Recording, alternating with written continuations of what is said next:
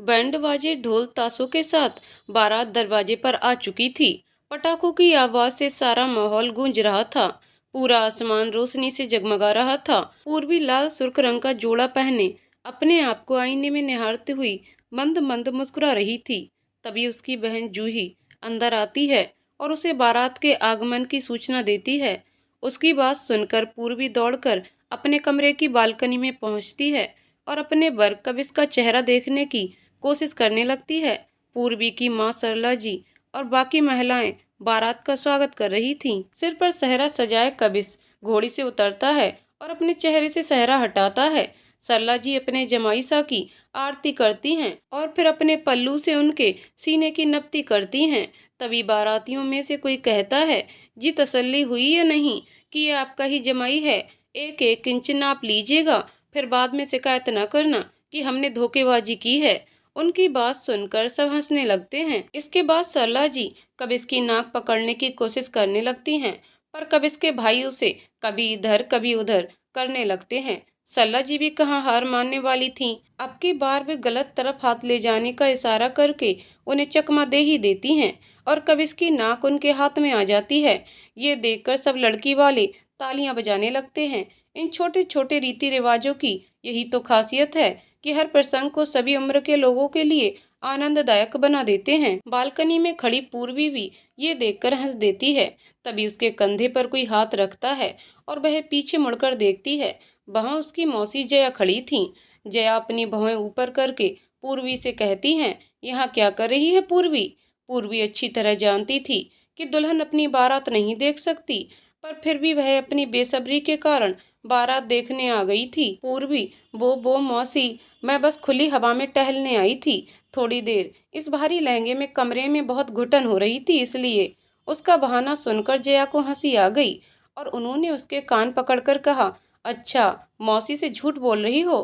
पूर्वी, sorry sorry मौसी, कान दुख रहा है। जया ने उसका कान छोड़ दिया और गाल पर हाथ फेर कर कहा, चलो बेटा अपने कबिस के पास। उनकी बात सुनकर पूर्वी के चेहरे पर मुस्कान आ जाती है और वह मौसी के साथ कमरे से बाहर निकल जाती है। कबिस सामने स्टेज पर खड़ा था और पूर्वी ठीक उसके सामने कुछ दूरी पर। दोनों एक दूसरे को देखकर मुस्कुरा देते हैं। शादी की खुशी का एहसास तो एक अनोखा ही एहसास है, पर पूर्वी और कबिस के लिए ये एहसास और भी ज्यादा खास है। आखिर न जाने कितनी मुश्किलों और पड़ावों को पार करने के बाद आज भी दोनों इस तरह एक दूसरे के सामने खड़े थे। आज जिस दूरी को धीरे धीरे पूर्वी के कबिस की ओर बढ़ते कदम खत्म कर रहे थे, ये उनकी आखिरी राह थी अपनी मंजिल की ओर। इसके पहले न जाने कितनी राहें कभी पूर्वी ने तो कभी कबिस ने तय की थीं, आज का ये दिन देखने के लिए। जैसे जैसे पूर्वी कबिस की ओर बढ़ रही थी, वैसे वैसे उसकी आंखों में कबिस और उसके प्यार की कहानी एक फिल्म की तरह तैर रही थी। कबिस और पूर्वी दोनों एक दूसरे से प्यार करते थे। किसी फिल्म से कम नहीं थी उनकी प्रेम कहानी। पूर्वी कॉलेज में थी तो डांस क्लास जाया करती थी। उसी क्लास में डांस टीचर था कबिस। कबिस एक छोटे से परिवार से था। कॉलेज के बाद कुछ वक्त डांस सिखाकर अपना खर्चा निकाल लेता था। पूर्वी और कबिस जब पहली बार मिले थे तो शुरुआत कुछ अच्छी नहीं थी। कबिस ने डांट जो दिया था उसे। पूर्वी बहुत बुरी डांसर हुआ करती थी। एक ही स्टेप बार बार गलत करने के चलते कबिस ने उसे पहले ही दिन डांट लगा दी थी। पूर्वी को कबिस का यूं से सबके सामने डांटना अपनी बेइज्जती लगा और उसने बिना सोचे समझे कबिस की शिकायत डांस क्लास के हेड से कर दी। अगले दिन जब वह डांस क्लास पहुंची तो क्लास में सभी छात्र आपस में बातचीत कर रहे थे। तभी उस डांस क्लास के हेड किसी एक व्यक्ति के साथ उनकी क्लास में आए और उस व्यक्ति का परिचय करवाते हुए कहा, डियर बच्चों, ये हैं आपके नए dance teacher mister Rajveer Gehlot. इन्होंने कई जगहों पर डांस की ट्रेनिंग दी है और कई डांस परफॉर्मेंस में ये पारंगत हैं। फिर उन्होंने राजवीर की ओर देखकर कहा, ये क्लास आपकी sir, best of luck. Rajveer ने सिर झुकाकर उनका अभिवादन किया और फिर डांस क्लास के हेड वहां से बाहर चले गए। नए टीचर को देखकर पूर्वी मन ही मन खुश हो रही थी। उसने अपने आप से कहा, वेल पूर्वी, तेरी एक कंप्लेंट का इतना असर हुआ कि डांस टीचर ही बदल दिया गया। राजवीर सर ने सबको डांस सिखाना शुरू कर दिया था। वे एक अच्छे डांसर थे और ना वो किसी को गलत मूव्स पर डांटते थे। कल जो पूर्वी खराब मन से घर गई थी, वह आज बहुत खुश थी। डांस क्लास के बाद जब वह अपना सामान बैग में रख रही थी। तभी कुछ लड़के और लड़कियां उसके पास आए। उनमें से एक लड़की निक्की ने उससे पूछा, तुमने ही कबीर सर की शिकायत की थी ना? पूर्वी ने उलझन भरी नजरों से उन्हें देखा और फिर कहा, हाँ। उनमें से एक लड़के ने भावावेश में कहा, पर क्यों? पूर्वी, वो इतना डांट डांट कर हमको डांस सिखाते हैं, ये काम तो तुम लोगों को पहले ही कर देना था। हम यहाँ कुछ सीखने आए हैं, किसी की डांट खाने नहीं। तुम सबको तो मेरा शुक्रगुजार होना चाहिए कि हमें अब एक अच्छा टीचर मिल गया है। शायद कबीर सर भी इस क्लास से हटाए जाने के बाद अपने बर्ताव में थोड़ा बदलाव ले आए और दूसरी क्लास के बच्चों से बेहतर तरीके से बात करने लगें।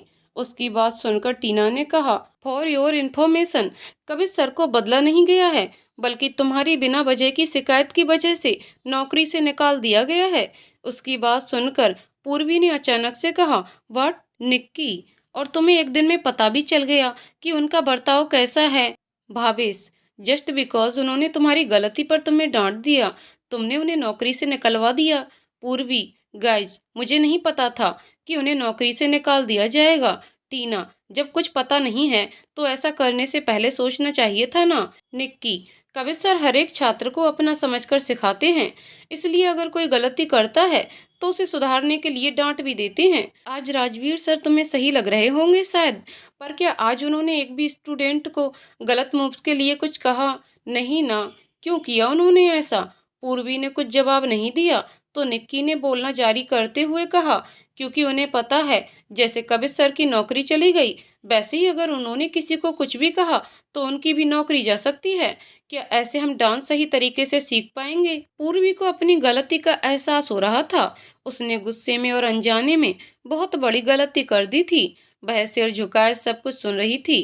पूर्वी, आई एम सॉरी गाइज, मैं कबीर सर से भी माफी मांग लूंगी। भावेश, माफी मांगने से क्या होगा? उनको उनकी नौकरी वापस मिल जाएगी क्या? तुम्हें पता भी है उनके लिए ये नौकरी कितनी इम्पोर्टेंट थी। टीना, ये नौकरी उनका शौक नहीं, जरूरत है। वह एक गरीब घर से हैं। इसी नौकरी की तनख्वाह से वह अपने कॉलेज के सारे अतिरिक्त खर्चे पूरे करते हैं। तुम्हारी एक नादानी उनके लिए तो बहुत बड़ी परेशानी की वजह बन गई ना। अब तुम्हारी माफी क्या उनको उनकी नौकरी वापस दिला सकती है? निक्की, ये तुमने अच्छा नहीं किया। और इतना कहकर वे सभी वहां से चले गए और पूर्वी वहीं खड़ी अपनी बिना सोचे समझे की गई गलती पर पछताती हुई अपने घर की ओर निकल पड़ी। पछतावे की आग में जलती पूर्वी अगले दिन कविश के घर पहुंचती है। वह पहली बार इस तरह की कॉलोनी में आई थी। एक दूसरे से सटे हुए मकान, बालकनी में सूखते कपड़े और बाहर बरामदे में खेलते बच्चे, जो कि हर आम मोहल्ले की पहचान है। पर चूंकि पूर्वी एक बहुत अमीर परिवार से थी, ये सब उसने देखा तो था, पर एक मध्यम वर्गीय घर में वह पहली बार जाने वाली थी। उसने वहां खेल रहे बच्चों में से एक से कबीर सर के घर का पता पूछा तो उसने वहां से कुछ दूर स्थित घर की ओर इशारा कर दिया। जैसे जैसे पूर्वी स्टेज पर खड़े कबिश की ओर कदम बढ़ा रही थी, वैसे वैसे उसे उस दिन कबिश के घर की ओर बढ़ते अपने कदम याद आ रहे थे। किसे पता था कि उस वक्त बढ़ते उसके कदम उसे उसके भविष्य की ओर ले जा रहे थे। वह कबिश के घर के बाहर पहुंच चुकी थी। उसने एक गहरी सांस लेकर दरवाजा खटखटाया। कुछ देर बाद एक महिला ने दरवाजा खोला। वह कबिश की मम्मी शोभा जी थी। शोभा जी, जी आप कौन? पूर्वी ने धीरे से कहा। नमस्ते आंटी जी, मैं पूर्वी हूँ, कबीर सर की स्टूडेंट, उनसे डांस सीखती हूँ। शोभा जी ने उसे अंदर बुलाया और उसे वहां रखे दीवान पर बैठाकर उसके लिए पानी लेने चली गई। उस कमरे में बैठी पूर्वी उसका मुआयना करने लगी। एक छोटा सा कमरा जिसमें एक दीवान, एक सेंटर टेबल और दो कुर्सियां लगने के बाद सिर्फ दूसरे कमरे में आने जाने जितनी ही जगह थी।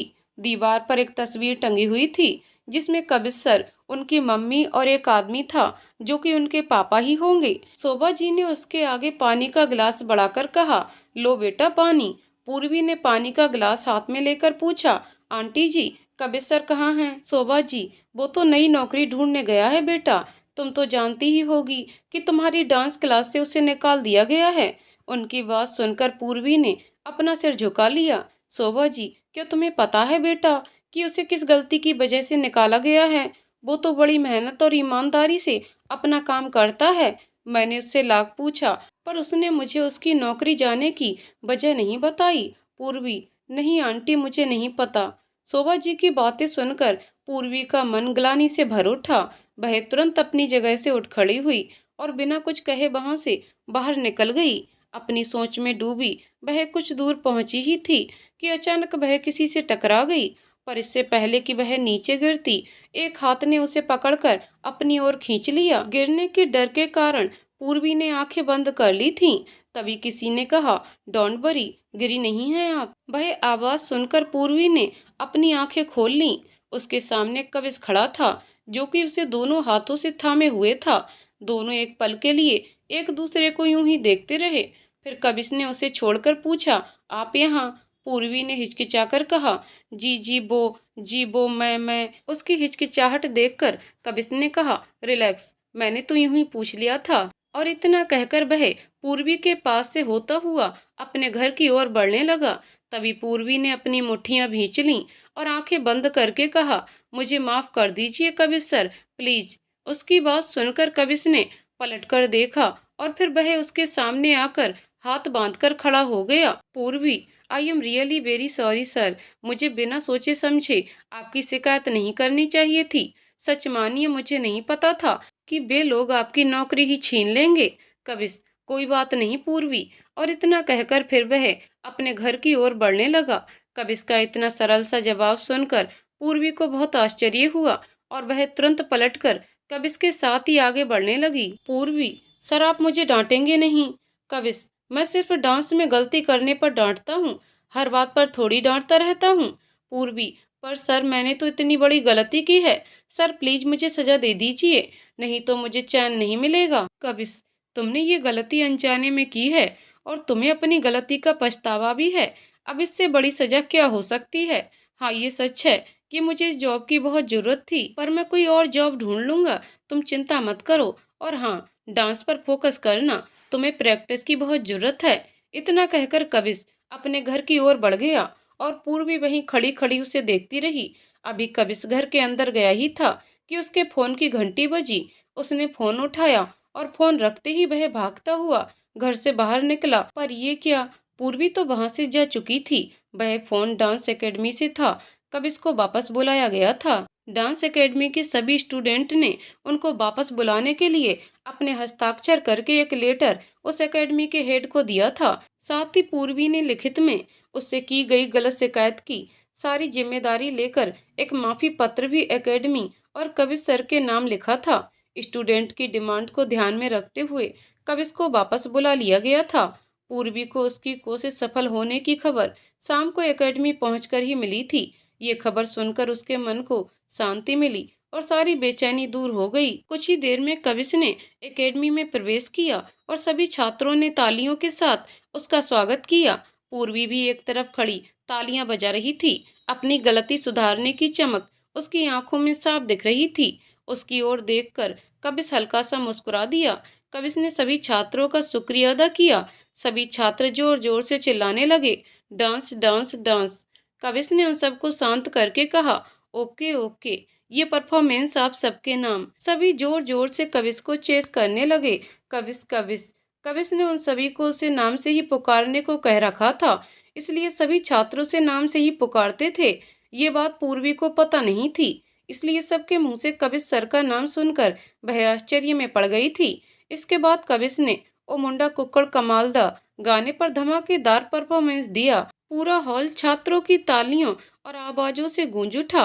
वहीं कविश को इतना अच्छा डांस करते देख पूर्वी की आंखें फटी की फटी रह गईं। पूर्वी स्टेज की सीढ़ियों तक पहुंच गई थी कि तभी उसकी बहन जूही वहां आई और उसका हाथ पकड़कर स्टेज के ठीक सामने लगी कुर्सी तक ले जाकर उसे बैठा दिया।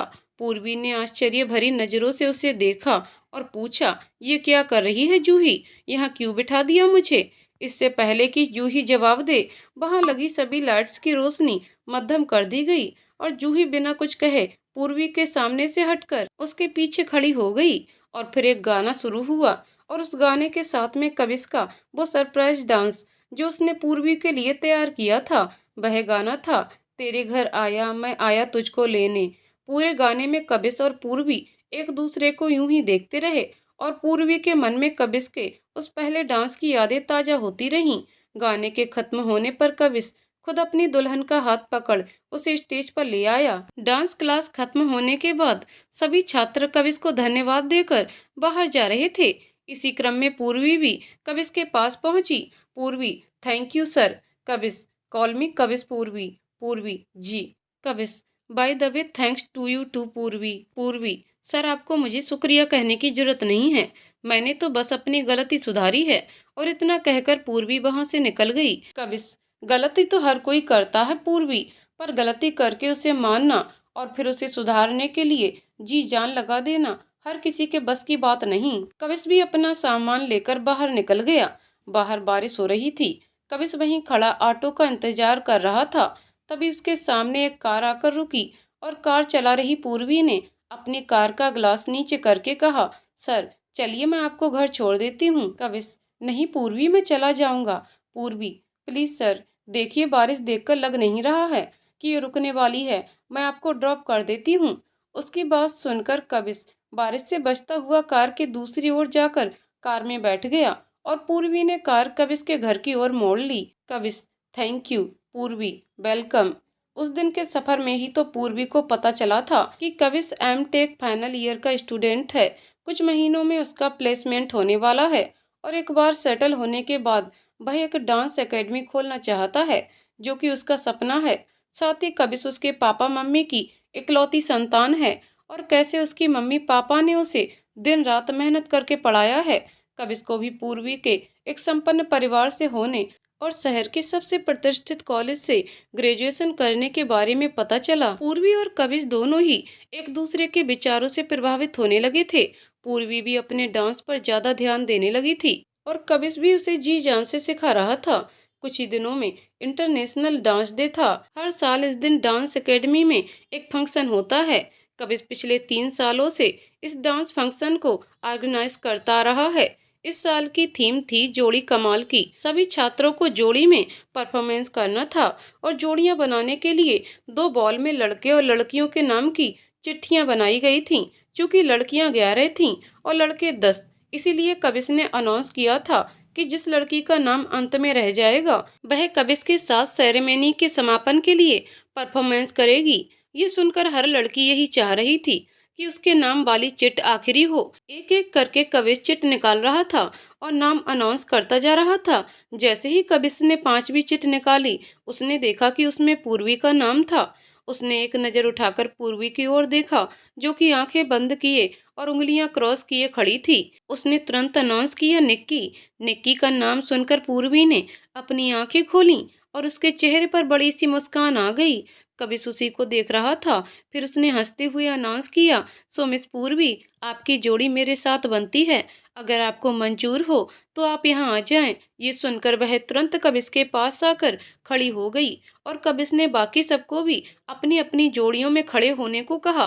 पूर्वी और कविश दोनों हाथों में बरमाला लिए खड़े हैं। जैसे ही पूर्वी कविश को हार पहनाने की कोशिश करती है, कविश के दोस्त उसे गोद में उठा लेते हैं। पूर्वी मासूमियत से कविश की ओर देखती है और इशारों में उससे नीचे उतरने को कहती है। कविश अपने दोस्तों से उसे नीचे उतारने को कहता है और फिर अपना सिर झुकाकर सहर्ष पूर्वी के हाथों से बरमाला पहन लेता है और वैसे ही पूर्वी अपने कविश के हाथों से बरमाला पहनती है और पूरा हॉल तालियों की आवाज से गूंजने लगता है। ठीक वैसे ही जैसे उनके डांस डे के परफॉर्मेंस के बाद पूरा हॉल तालियों से गूंज उठा था। वही दिन तो था जब एक दूसरे में खोए डांस करते पूर्वी और कविश को एक दूसरे के प्रति उनकी बढ़ती भावनाओं का सच्चा एहसास हुआ था। फंक्शन खत्म होते रात हो गई थी। सभी एक एक करके अपने घर के लिए निकल गए थे और पूर्वी भी पार्किंग में पहुंची ही थी कि उसे वहां उसकी कार के पास खड़ा कविश दिखाई दिया। पूर्वी, सर आप यहाँ घर छोड़ दूं आपको? कविश, मुझे तुमसे कुछ बात करनी है। पूर्वी, पूर्वी, जी सर कहिए। कविश, यहाँ नहीं। पूर्वी, तो फिर? सहसा ही कविश ने उसका हाथ पकड़ लिया और कहा, चलो मेरे साथ। कविश उसे डांस एकेडमी की छत पर ले गया। पूर्वी, छत पर क्यों लाए हैं सर? कविश, मुझे कुछ कहना है। पूर्वी, पूर्वी का दिल जोरों से धड़क रहा था। शायद वह जानती थी कि कविश क्या कहने वाला है। इतने दिनों से जो जज्बात वो महसूस कर रहे थे उनसे अनजान नहीं थे। कविश ने पूर्वी के हाथों को अपने हाथ में लिया और अपने घुटनों पर बैठकर कहा, कहते हैं कि जब कुछ खास कहना हो तो खास इंतजाम भी करने होते हैं। पर मुझे माफ करना पूर्वी, मैं वो इंतजाम तो नहीं कर पाया। पर मैं इन चांद तारों और हवाओं को गवाह बनाकर तुमसे कहना चाहता हूँ कि इतना कहकर वह रुक गया। पूर्वी नजरें नीचे किए सब सुन रही थी। अचानक उसने कबिस की ओर देखा और तभी कबिस ने कहा, आई लव यू पूर्वी। और इतना कहकर वह अपनी जगह पर खड़ा हो गया और पूर्वी के जवाब का इंतजार करने लगा। पूर्वी की आंखों में आंसू भर आए थे। कबिस ने पूर्वी का चेहरा अपने हाथों में लेकर कहा, तुम्हारी आंखों में तो न जाने कितनी दफा पड़ा है मैंने, पर एक बार तुम्हारे मुंह से भी सुनना चाहता हूँ। कहो ना पूर्वी, do you love me? Purvi, I love you too Kavish, I really do. आज पहली बार पूर्वी ने कबिस को उसके नाम से पुकारा था और इतना कहकर वह कबिस के गले लग गई। कबिस उसे बाहों में भरकर गोल गोल घूमने लगा। उस ओपन गार्डन में स्टेज पर बैठे कबिस और पूर्वी के होठों से मुस्कान जाने का नाम नहीं ले रही थी। एक एक करके सभी मेहमान उनसे मिलकर उन्हें नवजीवन की शुरुआत के लिए बधाइयां दे रहे थे। कुछ देर बाद जूही ने आकर उन दोनों से कहा, चलिए दीदी जीजू, एक दूसरे को खाना खिला दीजिए। उसकी बात सुनकर पूर्वी अपनी जगह से उठी और स्टेज से उतरने लगी, इस बात से अनजान कि कबिस अपनी जगह पर ही बैठा है। तभी कबिस की आवाज ने उसे वहीं रोक दिया। कबिस, इतनी जल्दी मुझे छोड़कर चल दी? मिसेज कबिस। पूर्वी ने पीछे पलटकर देखा और तुरंत उसके पास जाकर मासूम सा चेहरा बनाकर इशारों में उससे माफी मांगी और अपना हाथ उसकी ओर आगे बढ़ा दिया। कबिस ने मुस्कुराकर अपना हाथ उसके हाथ में रख दिया और दोनों डाइनिंग टेबल की ओर बढ़ गए। डाइनिंग टेबल पर बैठे कबिस और पूर्वी के सामने पापा नवीन जी ने कई पकवानों से सजी थाली रखी और कहा, लो बेटा। कबिस ने उनकी ओर देखकर कहा, आप भी बैठिए पापा, सभी साथ में खाना खाते हैं। सभी के जोर देने पर कबिस और पूर्वी एक दूसरे को खाना खिलाने लगे। कबिस ने एक निवाला पूर्वी की ओर बढ़ाया और उन्हें फिर से वो दिन याद आ गया जब उनके रिश्ते के बारे में पूर्वी और कबिस के घर वालों को पता चला था। उस दिन बहुत जोरों की बारिश हो रही थी और अपने आप को बारिश से बचाने के लिए वो दोनों एक छोटी सी टपरी के नीचे खड़े थे। उस टपरी में एक बूढ़ी औरत भुट्टे सेक सेक कर बेच रही थी। पूर्वी के कहने पर कबिस ने एक भुट्टा खरीदा और उसे अपने हाथों से खिलाने लगा। दोनों एक दूसरे में इस कदर खोए हुए थे कि उन्हें एहसास ही नहीं हुआ कि कुछ ही दूरी पर खड़ी कार में बैठे पूर्वी के पापा उन्हें देख रहे थे। वे तुरंत अपनी कार से उतरे और बिना बारिश की परवाह किए भीगते हुए उन दोनों तक पहुंचे और पूर्वी का हाथ पकड़ लिया और उसे खींचते हुए अपने साथ ले गए। कितना डर गए थे दोनों उस दिन, और डर लगना लाजमी भी था क्योंकि उन्होंने कभी नहीं सोचा था कि उनके रिश्ते के बारे में इस तरह से सभी को पता चलेगा। वे तो कब इसके प्लेसमेंट होने के बाद सभी को बताने वाले थे। 2 दिन हो गए थे, पूर्वी की कोई खबर नहीं थी, न उसका कोई फोन आया था और ना वो डांस क्लास आई थी। कबिस हैरान परेशान सा उसके कॉलेज भी जाकर आया था, पर वह 2 दिन से कॉलेज भी नहीं गई थी। अभी वह इसी उधेड़बुन में था कि वह पूर्वी के घर जाए या नहीं। तभी उसके फोन की रिंग बजती है। किसी अनजान नंबर से फोन था। उसने फोन उठाया और कहा, हेलो। अरे जमाई सा, आप तो कुछ खा ही नहीं रहे, लीजिए ना। उसके मनोहार करते पूर्वी के पापा की आवाज ने कबिस का ध्यान उनकी ओर आकर्षित किया और उसने मुस्कुराकर हाँ में सिर हिला दिया। उस दिन फोन पर भी तो यही आवाज थी, कबिस, मैं पूर्वी का डैड बोल रहा हूँ, शाम को 5 बजे घर आकर मिलो। इतना कहकर उन्होंने फोन रख दिया और साथ ही कबिस के मन में चल रही कश्मकश भी खत्म हो गई और वह पूर्वी के घर जाने के लिए खुद को तैयार करने लगा। शाम हो चुकी थी। एक बड़े से हॉल में खड़े कबिस को एक आदमी ने आकर कहा, आप बैठिए, साहब आ रहे हैं। शायद वह पूर्वी के घर में काम करने वाला कोई आदमी था। उसकी बात सुनकर कबिस वहां रखे सोफे पर बैठ गया। उसकी उंगलियों की लड़ाई देखकर कोई भी उसकी घबराहट को आसानी से भांप सकता था। कुछ देर बाद पूर्वी के पापा सामने वाले कमरे से बाहर निकले। उन्हें देखकर कबिस अपनी जगह से खड़ा हो गया। उनका रौबदार व्यक्तित्व तो वह 2 दिन पहले ही देख चुका था। वह आगे बढ़ते हुए कबिस के पास पहुंचे। कबिस ने उन्हें नमस्ते किया। उन्होंने हाँ में सिर हिलाकर कहा, बैठो। कबिस वापस अपनी जगह पर बैठ गया और वो भी उसके सामने वाले सोफे पर बैठ गए। तभी वही आदमी जो कुछ देर पहले कबिस से आकर मिला था, वह पानी लेकर आया और कबिस की ओर बढ़ा दिया। कबिस ने इशारों में ना में सिर हिला दिया। तभी पूर्वी के पापा ने उससे कहा, हैव वाटर। उनकी बात सुनकर कबिस ने पानी का गिलास उठा लिया और एक ही झटके में पूरा गिलास खाली कर दिया। उस माहौल में पसरे सन्नाटे को खत्म करते हुए पूर्वी के पापा ने कबिस से कहा, तो तुम पूर्वी से प्यार करते हो? कबिस ने एक गहरी सांस ली और पूरे आत्मविश्वास के साथ उनकी आंखों में देखकर कहा, हाँ सर। नवीन जी, देखो, मैं घुमा फिराकर बात नहीं करूंगा। मेरी बेटी बचपन से नाजों में पली बड़ी है। उसकी कोई ऐसी ख्वाहिश नहीं है जो हमने पूरी नहीं की हो, और आज तुम उसकी ख्वाहिश हो। क्या तुम उसे वो सब खुशियां दे पाओगे जो उसे इस घर में मिलती आई हैं? कबिस, सर, एक लड़की के लिए पिता के प्यार की बराबरी तो दुनिया का कोई लड़का नहीं कर सकता। पर हाँ, मैं आपको विश्वास दिलाता हूँ कि मैं पूर्वी को खुद से भी ज्यादा प्यार दूंगा। और जहाँ तक रही खुशियों की बात, तो मुझे लगता है सर कि एक इंसान को खुशियों के लिए बड़े घर या बड़ी गाड़ी की जरूरत नहीं होती, बल्कि प्यार की जरूरत होती है। पर मैं ये भी नहीं कह रहा कि पूर्वी को गरीबी में जीवन बिताना होगा। बिल्कुल नहीं सर। मैं एक दिन उसके लिए ऐसी ही एक दुनिया तैयार करूंगा जैसी आपने की है। हाँ, थोड़ा वक्त लगेगा, पर मैं वादा करता हूँ कि वो दिन जरूर आएगा। नवीन जी, 8 दिन में तुम्हारे प्लेसमेंट हैं। कबिस, जी। नवीन जी, मुझे पूर्वी ने बताया कि तुम इस शहर में डांस एकेडमी खोलना चाहते हो। कबिस, जी सर। पहले कुछ सालों तक नौकरी करने के बाद जब थोड़ा स्टेबल हो जाऊंगा, तब अपने सपने की नींव जरूर रखना चाहूंगा।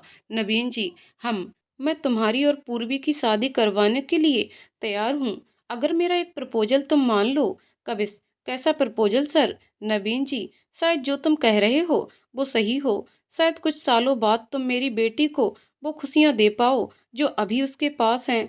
पर मैं उसे तब तक छोटी छोटी चीजों के लिए अपना मन मारते तो नहीं देख सकता ना। उसकी ख्वाहिश तुम हो। तुम्हारे लिए उसकी आंखों में आंसू देखे हैं मैंने, जो मैं कतई बर्दाश्त नहीं कर सकता। इसलिए अपनी बेटी की खुशियों के लिए तुम्हारा सपना मैं पूरा कर देता हूँ। तुम्हारी डांस एकेडमी कुछ सालों बाद नहीं, अभी खुलेगी, और उसके बाद तुम्हारी और पूर्वी की शादी होगी। उनकी बात सुनकर कबिस के चेहरे के भाव बदल गए और उसके माथे पर कुछ लकीरें उभर आईं। कुछ पल खामोश रहने के बाद उसके चेहरे के भाव स्थिर हो गए और वह हाथ जोड़कर अपनी जगह पर खड़ा हो गया। उसे यूं खड़ा देख नवीन जी भी अपनी जगह पर खड़े हो गए। कबिस, माफ कीजिएगा सर, अगर पूर्वी से शादी करने की कीमत मेरा आत्मसम्मान है, तो मैं ये कीमत अदा नहीं कर पाऊंगा।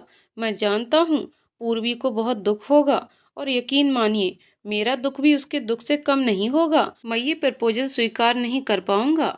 और इतना कहकर वह वहां से जाने लगा। तभी नवीन जी की आवाज ने उसे रोक लिया। नवीन जी, पूर्वी। कबिस ने पीछे पलटकर देखा। पूर्वी सीढ़ियों से नीचे उतर रही थी। पूर्वी उसके पापा के पास आकर खड़ी हो गई। नवीन जी ने पीछे मुड़कर कबिस की ओर देखा और कहा, यहाँ आओ कबिस। कबिस आश्चर्यचकित सा उनके पास पहुंचा। नवीन जी ने कबिस के कंधे पर हाथ रखकर पूर्वी की ओर देखकर कहा, नाइस चॉइस बेटा। उनकी बात सुनकर पूर्वी मुस्कुरा दी। कबिस को अभी भी कुछ समझ नहीं आ रहा था।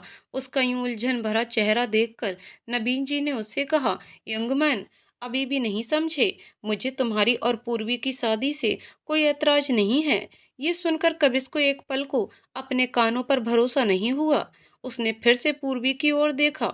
उसकी ये हालत देखकर नवीन जी ने उसके सर पर हाथ रखा और कहा, बेटा, अभी कुछ देर पहले जो कुछ मैंने कहा, वो सब मेरे मन की तसल्ली के लिए था। पूर्वी ने मुझसे कहा था कि तुम एक खुददार लड़के हो, पर क्या करूं, मैं एक पिता हूं ना। अक्सर लड़के एक अमीर घर की लड़की से पैसों के लिए प्यार का नाटक रचते हैं। इसलिए मैं पूरी तरह से संतुष्ट होना चाहता था, और तुम्हारा जवाब सुनकर मैं पूरी तरह से संतुष्ट हो गया। मुझे तुम्हारे मिडिल क्लास होने से कोई फर्क नहीं पड़ता, क्योंकि मैंने खुद ने जमीन से शुरुआत की थी और आज यहाँ तक पहुँचा हूँ। और मेरा मानना है कि मेहनत और लगन हो तो एक इंसान क्या नहीं कर सकता। मुझे पूरा भरोसा है कि तुम्हें भी तुम्हारी मंजिल जरूर मिलेगी। तभी जूही की आवाज ने कब इसका ध्यान भंग किया, और उसने एक नज़र उसके सामने वाली कुर्सी पर बैठे नवीन जी की ओर देखा। उसके चेहरे पर सहसा ही मुस्कुराहट आ गई। कितने खुश थे उस दिन वे दोनों। आखिर उनके प्यार पर बड़ों की सहमति की मोहर जो लग चुकी थी। शाम को पूर्वी कबिस के साथ उसके माता पिता से मिलने जाने वाली थी। कबिस ने तो अपनी परीक्षा 100% अंकों से उत्तीर्ण कर ली थी।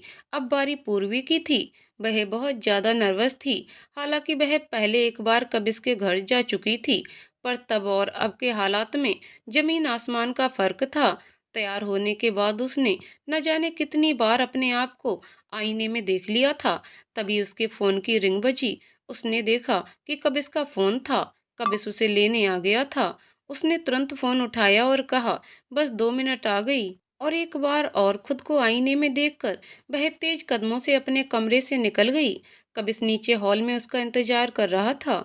सीढ़ियों से नीचे उतरती पूर्वी के पैरों में छनकती पायल की आवाज ने उसका ध्यान अपनी ओर आकर्षित किया। पूर्वी के रूप को देखकर कबिस बस उसे देखता ही रह गया। पूर्वी उसके सामने आकर खड़ी हो गई, पर कबिस तो अभी भी उसे एकटक देखे जा रहा था। उसे यूं खोया देख पूर्वी को हंसी आ गई और उसने कबिस का ध्यान भंग करने के लिए उसका हाथ अपने हाथ में लिया और उसकी एक उंगली को अपने दांतों से काट लिया। अभी तक उसमें खोया कबिस जोर से चिल्लाया, आह! और पूर्वी जोर से हंस पड़ी। उसे यूं हंसता देख कबिस ने उसे पकड़कर अपनी ओर खींचा। अभी तक हंसती पूर्वी अचानक से चुप हो गई। कबिस, बहुत शरारत सूझ रही है ना? पूर्वी ने अपनी नजरें झुका लीं और उसके लबों पर मुस्कान आ गई। पूर्वी ने धीरे से कहा, प्लीज कबिस। कबिस, नहीं। तभी पूर्वी की माँ सरला जी की आवाज ने दोनों का ध्यान भंग किया और कबिस ने घबराकर पूर्वी को छोड़ दिया। सरला जी ने उनके पास आकर कहा, निकल रही हो पूर्वी? पूर्वी ने हाँ में सिर हिलाया और वे दोनों वहां से निकल गए। अभी घर से बाहर निकले ही थे कि पूर्वी ने कबिस को रोककर कहा, रुको, पहले ये बताओ मैं ठीक लग रही हूं ना? कबिस, वाह, मुझे यूं होश खोए देखने के बाद भी तुम ये सवाल पूछ रही हो? पूर्वी, हाँ, फिर भी पूछ रही हूँ, क्योंकि अब की बार आप खुद की तरफ से नहीं, अपने परिवार के हिसाब से सोचकर बताओ कि मैं उन्हें कैसी लगूंगी। कबिस ने उसे एक नजर ऊपर से नीचे तक देखा, फिर कहा, परफेक्ट। बट उसकी बात सुनकर पूर्वी के माथे पर लकीरें आ गईं और उसने तुरंत उससे पूछा, बट व्हाट?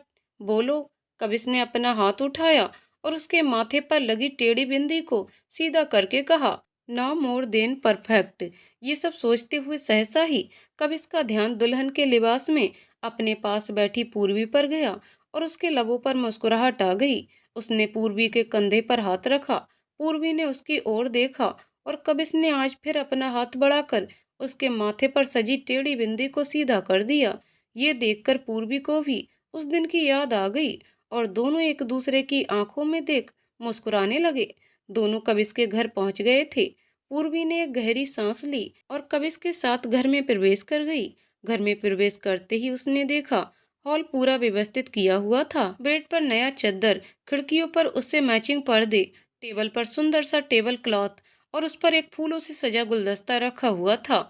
उस दिन जो हॉल उसने देखा था और आज जो हॉल वो देख रही थी, वह बिल्कुल अलग लग रहे थे।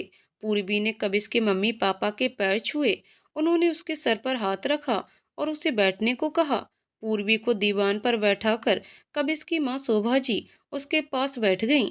पूर्वी नजरें नीचे किए अपने दुपट्टे को मरोड़ती रही। उसे यूं करता देख शोभा जी ने उसके हाथ पर अपना हाथ रख दिया और पूर्वी ने नजरें उठाकर उनकी ओर देखा। तभी पूर्वी को अपने हाथों पर किसी के हाथ का एहसास हुआ और अपने ख्यालों में खोई पूर्वी ने नजर उठाकर ऊपर की ओर देखा। आज भी उसके हाथ पर वही हाथ था। शोभा जी प्यार से उसे देख रही थीं। पूर्वी ने अपना दूसरा हाथ उनके हाथ पर रख दिया और फिर उसे बोदने याद आ गया। शोभा जी, बेटा घबराओ मत, क्या लोगी बताओ? पूर्वी ने धीरे से कहा, कुछ नहीं आंटी। शोभा जी, ऐसे कैसे? कॉफी बनाती हूँ तुम्हारे लिए। उनकी बात सुनकर पूर्वी ने नजर उठाकर आश्चर्य से उनकी ओर देखा। शोभा जी, चौंको मत बेटा, मुझे कबिस ने बताया कि तुम्हें कॉफी बहुत पसंद है। तुम बैठो, मैं आती हूँ। पूर्वी, मैं भी चलती हूँ आंटी। और शोभा जी के पीछे पीछे पूर्वी भी किचन में चली गई। वहां जाकर उसने देखा एक छोटे से कमरे में करीने से सब कुछ जमा हुआ था। एक छोटा सा गैस स्टैंड, उसके बिल्कुल पास में दीवार पर लटका बर्तन स्टैंड, स्टैंड के ठीक ऊपर एक सेक्शन जिस पर पर्दा लगा हुआ था और किचन के दूसरे कोने में फ्रिज रखा हुआ था।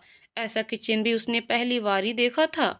उनके यहाँ तो आज के जमाने का आधुनिक किचन था। शोभा जी को कॉफी बनाते देख पूर्वी ने उनसे कहा, मैं बनाऊं आंटी प्लीज। उसकी बात सुनकर शोभा जी पीछे हट गईं और मुस्कुराकर कहा, ठीक है तुम बनाओ। पूर्वी ने एक गैस पर गर्म पानी रखा और दूसरे गैस पर दूध और कॉफी की तैयारी करने लगी। शोभा जी, बेटा एक बात बोलूं, बुरा मत मानना। पूर्वी, जी आंटी कहिए ना। शोभा जी, देखो मुझे गलत मत समझना, मैं एक माँ हूँ। जैसे तुम्हारे माता पिता को तुम्हारी चिंता थी इस रिश्ते को लेकर, वैसे ही हम भी अपने बेटे के लिए चिंतित हैं। हम जानते हैं कि कबिश और तुम एक दूसरे को बहुत पसंद करते हो, पर यह भी तो एक बहुत बड़ा सच है कि हमारे और तुम्हारे खानदान में बहुत फर्क है। और वो फर्क तो तुमने देख ही लिया है। जिस तरह तुम्हारा घर हर दिन ही इस तरह सजा रहता होगा, वहाँ हमारा घर किसी तीज त्योहार या किसी विशेष मेहमान के आने पर इस तरह सजाया जाता है। अब ये भी देख लो, हमारे तो कॉफी बनाने के तरीके तक में बहुत फर्क है। फिर तुम ही सोचो, क्या तुम और कब इस आगे इस रिश्ते को निभा पाओगे? अभी तो तुम दोनों के मन में बस एक दूसरे को खो देने के डर की वजह से ये सब अंतर दिखाई नहीं दे रहा है। पर अगर वक्त निकल जाने के बाद या कुछ सालों के बाद जब ये अंतर दिखाई देने लगेगा, तब कहीं इस रिश्ते में दरार ना आ जाए। हम बस कब इसकी खुशी चाहते हैं, पर हम ये नहीं चाहते जो आज उसके लिए खुशी की वजह है, कल वह दर्द का कारण बन जाए। पूर्वी ध्यान से उनकी बातें सुन रही थी। उसने गैस बंद किया और सभी के लिए कप में कॉफी डालकर शोभा जी से पूछा, चलें आंटी? शोभा जी ने हाँ में सिर हिलाया और वे बाहर चले गए।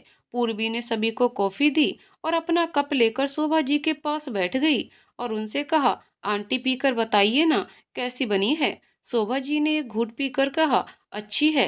पूर्वी, आपकी और मेरी कॉफी के स्वाद में कुछ अंतर है क्या? शोभा जी, नहीं बेटा, बिल्कुल नहीं। पूर्वी, बस आंटी यही बात है, आपके और मेरे तौर तरीके अलग हो सकते हैं, पर परिणाम कभी अलग नहीं होगा। और मैं धीरे धीरे आपसे सब सीख लूंगी, आप निश्चिंत रहिए। उसकी बात सुनकर शोभा जी ने उसके सिर पर हाथ फेरा और फिर कबिश के पापा नमित जी से कहा, हमारी होने वाली बहू ने पहली बार कॉफी बनाई है, नेक दीजिए इसे। उनकी बात सुनकर नमित जी भी इस रिश्ते को लेकर निश्चिंत हो गए और उन्होंने एक लिफाफा निकालकर पूर्वी के हाथ में रख दिया और पूर्वी ने उनका आशीर्वाद लिया। और इस तरह पूर्वी ने भी अपनी परीक्षा 100% अंकों से पास कर ली। 8 दिन बाद कबिश की प्लेसमेंट्स एग्जाम थी और प्लेसमेंट्स के बाद 1 महीने बाद फाइनल सेमेस्टर की एग्जाम्स थी और वह जी जान से उनकी तैयारियों में जुट गया। आखिर कबिश को एक अच्छी मल्टीनेशनल कंपनी में आईटी इंजीनियर की पोस्ट पर नियुक्त कर लिया गया। उसे फाइनल एग्जाम्स के तुरंत बाद वहां ज्वाइन करना था। उसकी पोस्टिंग बेंगलोर में हुई थी। इधर पूर्वी की भी एग्जाम चल रही थी। सबने मिलकर तय किया कि एक बार कबिश बेंगलोर में सेटल हो जाए, उसके बाद इन दोनों की शादी करवा देंगे। लगभग 6 महीने के इंतजार के बाद आखिर उनकी शादी तय कर दी गई थी और आज वही दिन था जब दोनों के नाम हमेशा के लिए एक दूसरे से जुड़ने वाले थे। खाना हो चुका था और कुछ ही देर में फेरों का मुहूर्त भी था, इसलिए जूही पूर्वी को लेकर दुल्हन के कमरे में चली गई ताकि उसे फेरों के लिए तैयार कर सके। कुछ देर बाद पूर्वी की माँ कमरे में आई तो उन्होंने देखा कि पूर्वी साधारण कपड़ों में तेज कदमों से यहाँ वहाँ टहल रही थी। उसे तैयार ना हुआ देखकर उन्होंने पूछा, पूर्वी तैयार नहीं हुई अभी तक? तभी हाथ में एक गिलास में कोई तरल पदार्थ लिए जूही ने कमरे में प्रवेश किया और पूर्वी को देकर कहा, लो दीदी ये पी लो, जल्दी आराम मिल जाएगा। पूर्वी ने तुरंत उसके हाथ से वो गिलास लिया और एक सांस में पूरा ही पी लिया। जूही की बात सुनकर सरला जी और परेशान हो गईं और उन्होंने पूर्वी का हाथ पकड़कर कहा, क्या हुआ तुझे पूर्वी? पूर्वी, पता नहीं मम्मी, कुछ बेचैनी सी हो रही है। सरला जी घबराते हुए, अचानक क्या हुआ बेटा? चल हम डॉक्टर को दिखा देते हैं। पूर्वी ने सरला जी का हाथ पकड़कर कहा, नहीं मम्मी, एसिडिटी हो गई है और कुछ नहीं। अभी इतना भारी खाना खाया है ना, और ऊपर से इतना भारी लहंगा और जेवर पहने हुए थे ना, शायद इसलिए। ठीक हो जाएगी। पूर्वी, हाँ मम्मी आप चिंता मत करो, बस 5 मिनट बैठो ना मेरे पास। उसकी बात सुनकर सरला जी उसके पास बैठ जाती हैं और पूर्वी अपना सिर उनकी गोद में रखकर लेट जाती है। जूही भी पूर्वी के पास बैठ जाती है। सरला जी पूर्वी के सिर पर हाथ फेरने लगती हैं। सरला जी, तुम बेटियां भी ना कितनी जल्दी बड़ी हो जाती हो। नन्ही सी मेरी पूर्वी अभी तो घर में आई थी और आज दुल्हन बनकर विदा भी हो जाएगी। यकीन ही नहीं हो रहा। ये कहते कहते उनकी आंखों में आंसू आ गए। ये सुनकर पूर्वी ने कसकर सरला जी को पकड़ लिया और उनकी गोद में मुंह छिपाकर रोने लगी। उसे रोता देख सरला जी ने तुरंत अपने आंसू पोंछे और उसे बैठाकर उसका चेहरा अपने आंचल से साफ करते हुए कहा, मैंने अपनी गुड़िया को रुला दिया। बिल्कुल नहीं रोना। मुझे पता है कबिस तुझे बहुत खुश रखेगा। इसके बाद पूर्वी ने जूही की ओर देखा और उससे कहा, मैं तो जा रही हूँ जूही, पर तू मेरी कमी मम्मी पापा को महसूस मत होने देना।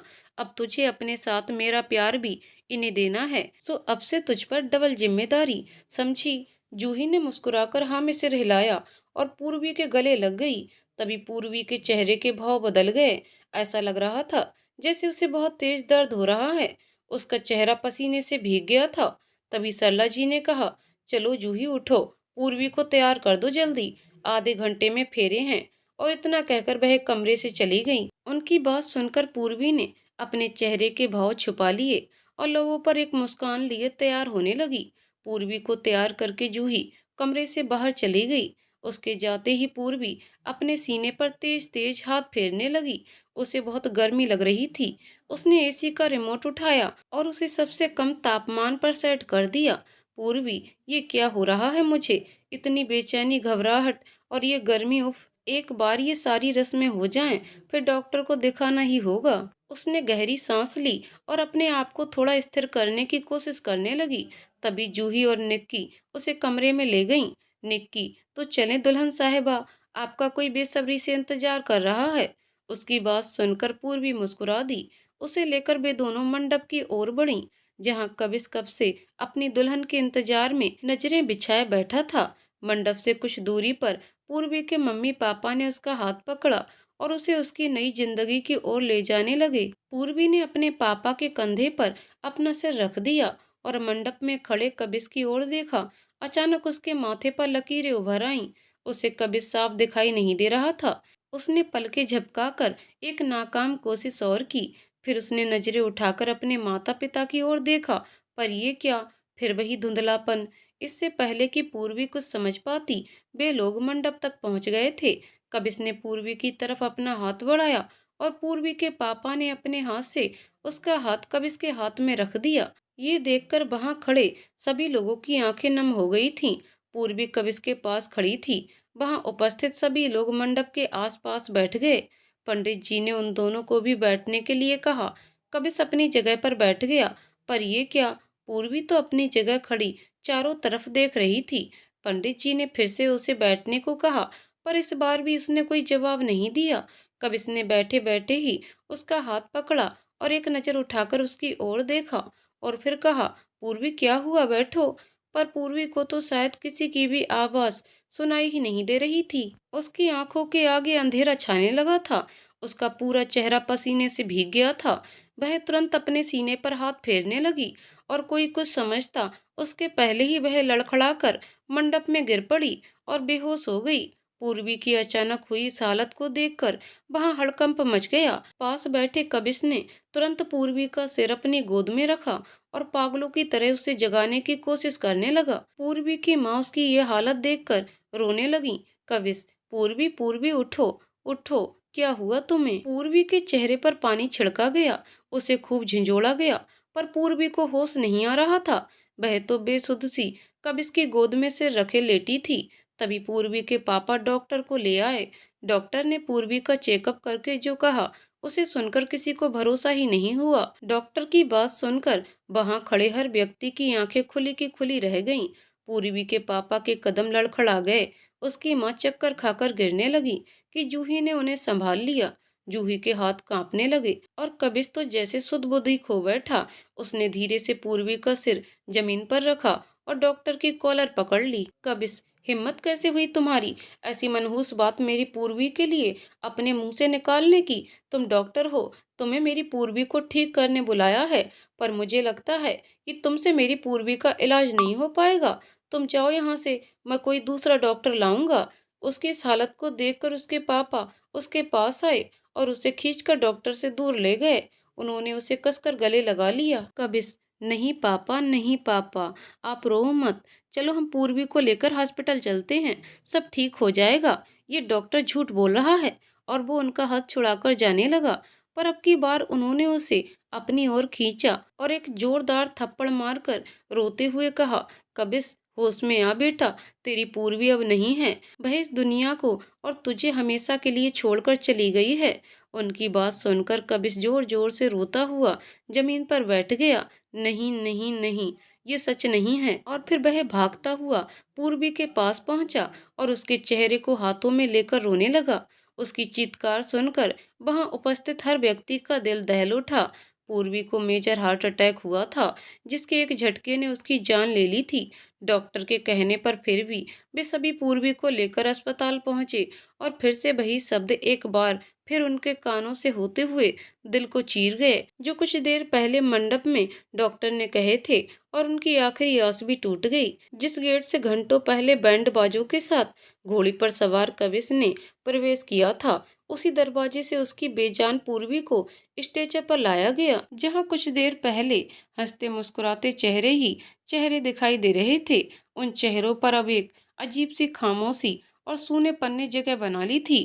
पूर्वी को स्ट्रेचर से उतारकर नीचे बिछाए गए सफेद गद्दे पर जैसे ही लिटाया जाने लगा, उस खामोशी को चीरती हुई एक आवाज ने सबका ध्यान भंग किया। सरला जी रोती बिलखती भागती हुई वहां आईं। उनके पीछे पीछे जूही और पूर्वी की मौसी जया भी दौड़ती चली आईं। सरला जी वहीं बिछे गद्दे पर बैठ गईं।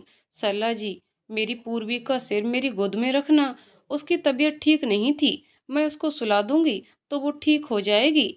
उनकी हालत देखकर कोई अपने आंसू रोक नहीं पा रहा था। पूर्वी को वहीं लेटा दिया गया और उसका सिर सरला जी की गोद में रख दिया गया। वे लगातार उसका सिर सहलाने लगीं और आंसुओं से उसका चेहरा भिगोती रहीं। सरला जी, सब मेरी गलती है, मेरी बच्ची, मुझे तेरी बात नहीं माननी चाहिए थी और तुझे उसी वक्त डॉक्टर के पास ले जाना चाहिए था। ऐसी थोड़ी कोई विदा होता है। पूर्वी, उठ गुड़िया। जूही, दीदी उठो, मुझे क्या पता था कि तुम सारी जिम्मेदारी इसलिए मुझे सौंप रही थी। ये अच्छा नहीं किया तुमने। अपनी जिम्मेदारियों से ऐसे मुंह नहीं मोड़ सकती तुम। मैं नहीं कर पाऊंगी अकेले ये सब, प्लीज दी। और ये कहते कहते उसका गला रुंध गया और वह पूर्वी से लिपट कर रोने लगी। पूर्वी के पापा एक कोने में खड़े एक टक अपनी बेटी को निहार रहे थे। उनकी आंखों में दुल्हन बनी अपनी पूर्वी का वो हंसता मुस्कुराता चेहरा घूम रहा था। उन्हें यकीन नहीं हो रहा था कि जो उनके सामने है ये उनकी वही पूर्वी है, जो अभी कुछ देर पहले उनके सीने से लगे हुए मंडप की ओर बढ़ रही थी। सुबह हो चुकी थी। जहां इस वक्त डोली उठने की तैयारी होनी चाहिए थी, वहां अभी अर्थी को सजाया जा रहा था। पूर्वी की उस निर्जीव काया को अपनी अंतिम यात्रा के लिए तैयार किया जा रहा था। उसे ले जाने का समय हो चुका था और कबिस का अस्पताल के बाद से ही कुछ पता नहीं था और किसी को ध्यान भी नहीं था कि कबिस वहां नहीं है। पंडित जी ने पूर्वी को ले जाने के लिए जैसे ही कहा, वैसे ही कबिस की आवाज ने उन्हें वहीं रोक दिया। कबिस नम आंखें लिए अपनी पूर्वी के पास पहुंचा। उसके पास बैठकर प्यार से उसे देखकर मुस्कुराया और कहा, तो छोड़कर जाना ही है, ठान ही लिया है ना तुमने। पर सुन लो, ऐसे नहीं जा सकती तुम मुझे धोखा देकर। उसकी आंखों से आंसू झरने लगे। कबिस ने अपने आंसू पोंछे और फिर कहा, तुम्हें याद है ना पूर्वी, हमने एक दूसरे से वादा किया था कि हम एक दूसरे के ही होकर ये जिंदगी जिएंगे, तो ये वादा पूरा किए बिना तुम कैसे जा सकती हो। उसकी बात सुनकर कबिस के पापा ने उसके कंधे पर हाथ रखा और रुआं से स्वर में कहा, कबिस संभाल बेटा अपने आप को। कबिस ने बिना उनकी तरफ देखे कहा, बड़ी मुश्किल से अपने आप को संभाल कर ही तो यहाँ आया हूँ पापा। मुझे एक आखिरी बार मेरी पूर्वी से यूं रूबरू जी भरकर बात कर लेने दीजिए। कबिस, हाँ पूर्वी, तो मैं क्या कह रहा था। हाँ, एक शर्त पर मैं तुम्हें जाने दूंगा, तुम अपना वादा पूरा कर दो बस। और इतना कहकर उसने अपने हाथों से अपना आंसुओं से भीगा चेहरा साफ किया और फिर अपनी जेब से एक डिब्बी निकाली और उसे खोलकर पूर्वी की ओर देखा। उस डिब्बी को देखकर सभी लोग अचंभित रह गए। उस डिब्बी में सिंदूर था। इससे पहले कि कोई कुछ कहता, कबिस ने एक चुटकी सिंदूर लेकर पूर्वी की मांग में सजा दिया। इसके बाद उसने अपनी दूसरी जेब से मंगलसूत्र निकाला और पूर्वी के गले में पहना दिया। फिर एक नजर उसे निहारते हुए कहा, कुछ तो कमी है हम। हाँ, ध्यान आया। और फिर उसने उसी सिंदूर की डिब्बी से अपनी उंगली पर थोड़ा सिंदूर लिया और एक बिंदी पूर्वी के माथे पर लगाकर कहा, अब लग रही है ना मेरी पूर्वी परफेक्ट। और पता है, ये बिंदी टेढ़ी भी नहीं लगी है। वहां खड़ी सभी लोगों की आंखें कबिस का प्यार देखकर नम हो गई थीं।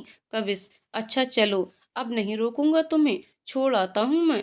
पर याद रखना, तुमने मेरा साथ छोड़ दिया है, तुम्हारे प्यार ने नहीं। वो तो यहाँ मेरे दिल में बसता है और वो तो हमेशा मेरे साथ ही है। और इतना कहकर कबिस ने मुंह दूसरी ओर फेर लिया।